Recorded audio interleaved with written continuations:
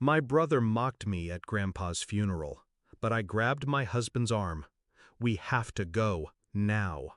I wouldn't speak until we were safe in the car. I turned to him. You really didn't see it, did you? Then I made one phone call.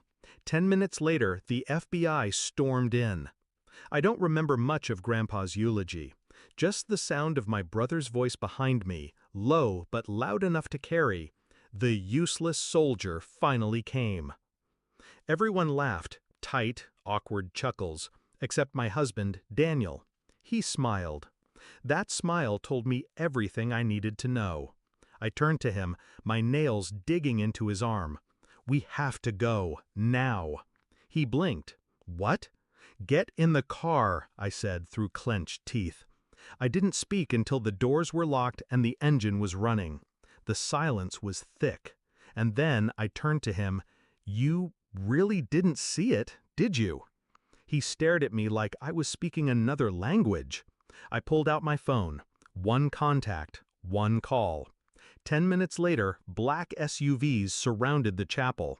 Men in tactical vests swarmed in, guns drawn, shouting, people screaming. And my brother, my smug, golden boy brother, was dragged out in handcuffs. Daniel's jaw dropped. What the hell is happening? I looked straight ahead, heart steady, breath even. Justice. 3 years ago, I came back from deployment. 22 months overseas. Dust, blood, silence. I came home to find my brother had married my best friend. And Daniel, my fiancé, was their best man. I smiled through their wedding. I stood off to the side and clapped. I didn't ask questions, not yet. Family first, right? Back then, I still believed in family. Daniel started sleeping with his phone face down. He'd step outside to take calls, wouldn't say who. Then came the locked desk drawer. Receipts I wasn't supposed to see. Numbers that didn't add up. One night I waited for him to fall asleep. I already knew the code. His patterns never changed. There it was. A transfer. $50,000 wired to a company I'd never heard of. 2 weeks later, a luxury watch on my brother's wrist. My best friend in designer heels. That was the first crack. The second came fast. A meeting. Military contractors. A missing flash drive from my gear locker. Only 3 people had access to it. I was the first suspect. The useless soldier. The scapegoat. I didn't get angry. I got quiet. They thought I'd break, that I'd go full PTSD and spiral. But I took notes, watched patterns, built timelines. They were stealing, selling classified intel, using my security clearance as the trail. Daniel handled the finances. My brother funneled the buyers. My best friend played the middle. 3 of them, 1 me. But I had time, silence, patience, and one last favor from a man I saved in Kandahar. His name wasn't on any government list. But when he picked up the phone and I told him I needed eyes, ears, access, he didn't ask questions. Over a year, I built my case, collected files, recorded conversations, traced payments. Daniel never once suspected me. He thought I was healing. My brother kept calling me weak, useless soldier.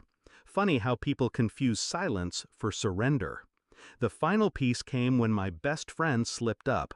She bragged at a wine tasting, said something about cleaning metadata off files. I smiled and poured her another glass. She didn't know I was wearing a wire. I gave it all to the FBI. Every document, every name, every transaction. But I asked for one thing in return. Let me watch. Let me see their faces the moment everything crumbled. So I showed up at the funeral. I watched my brother smirk and my husband squeeze my hand like we were still the perfect couple. He had no idea the casket he stood beside would be the last normal moment of his life. That's the thing about betrayal. It always blooms in plain sight. You just have to know where to look. When the agent stormed in, I didn't flinch. My brother screamed as they cuffed him. My best friend tried to run. Heels snapped. Daniel just stood there, eyes wide, mouth open. "Babe?" he whispered. I got out of the car, walked up to him. 3 years, I said quietly. 3 years you used me, lied to me, sold out everything I fought for. And you thought I'd never see it? He shook his head. No, it wasn't like that. It was exactly like that, I said, and I saw everything. He reached for me. I stepped back. You could have walked away, I said. You could have stopped, but you were greedy and stupid. He dropped to his knees as they took him. I got back in the car, shut the door. The drive home was silent, but it wasn't the heavy silence from before.